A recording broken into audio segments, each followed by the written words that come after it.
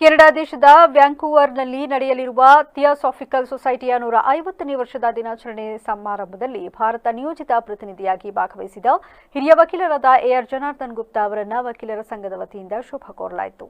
ಶುಕ್ರವಾರ ಅರ್ಕಲಗೂಡು ಪಟ್ಟಣದ ನ್ಯಾಯಾಲಯದ ಆವರಣದ ವಕೀಲರ ಸಭಾಭವನದಲ್ಲಿ ನಡೆದ ಕಾರ್ಯಕ್ರಮದಲ್ಲಿ ಹಿರಿಯ ವಕೀಲರು ಹಾಗೂ ಸಂಘದ ಪದಾಧಿಕಾರಿಗಳು, ಸಂಘದ ಸದಸ್ಯರು ಹಾಜರಿದ್ದು ಹಿರಿಯ ವಕೀಲ ಎಆರ್ ಜನಾರ್ದನ್ ಅವರನ್ನು ಹೃತ್ಪೂರ್ವಕವಾಗಿ ಅಭಿನಂದಿಸಿದರು.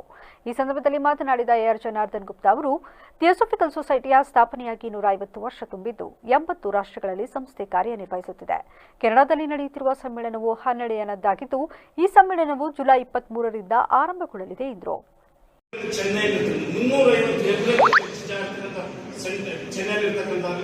ಎಲ್ಲಾ ಧರ್ಮಗಳ ಒಂದೇ ಹಿಂದೂ ಮುಸ್ಲಿಂ ಎಲ್ಲಾ ದೇವಸ್ಥಾನ, ಚರ್ಚು, ಮಸೀದಿ, ಎಲ್ಲಾ ಮಂದಿರಗಳಿರ್ತಕ್ಕಂಥ ಏಕೈಕ ಭಾರತದಲ್ಲೆಲ್ಲರೂ ಇದ್ರೆ ಅದು ಚೆನ್ನೈಯಲ್ಲಿ ಇರ್ತಕ್ಕಂಥ ಥಿಯಾಸಾಫಿಕಲ್ ಸೊಸೈಟಿ ಆಶ್ರಯದಲ್ಲಿರ್ತಕ್ಕಂಥದ್ದು. ಇದು ಇರ್ತಕ್ಕಂಥ ಒಂದು ವಿಶೇಷತೆ.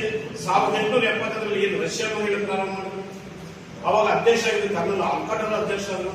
ಆದ್ರೆ ಭಾರತದಲ್ಲಿ ಯಾಕೆ ಇಂಟರ್ನ್ಯಾಷನಲ್ ಸಂಸ್ಥೆ ಆಯ್ತು ಅಂದ್ರೆ ಇಲ್ಲಿ ಅಷ್ಟೊಂದು ಧಾರ್ಮಿಕವಾಗಿ ಒಂದು ಆಧ್ಯಾತ್ಮಿಕ ಚಿಂತನೆಯಲ್ಲಿ ಪಾಠ ತೊಡಗಿಸಿಕೊಂಡಿರ್ತಕ್ಕಂಥ ರಾಷ್ಟ್ರ ಏನೋ ಜಗತ್ತಲ್ಲಿದ್ರೆ ಭಾರತ.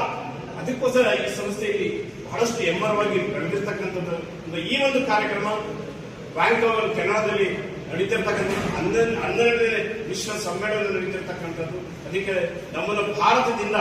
ಈ ಸಂದರ್ಭದಲ್ಲಿ ಹಿರಿಯ ವಕೀಲ ಎಸ್ಪಿ ಜಯಪ್ಪ, ವಕೀಲರ ಸಂಘದ ಅಧ್ಯಕ್ಷ ಪ್ರಶಾಂತ್ ಕುಮಾರ್, ವಕೀಲರಾದ ಬಿಸಿ ರಾಜೇಶ್, ಆರ್ಕೆ ಮಂಜುನಾಥ್ ಸೇರಿದಂತೆ ಇತರರು ಹಾಜರಿದ್ದರು.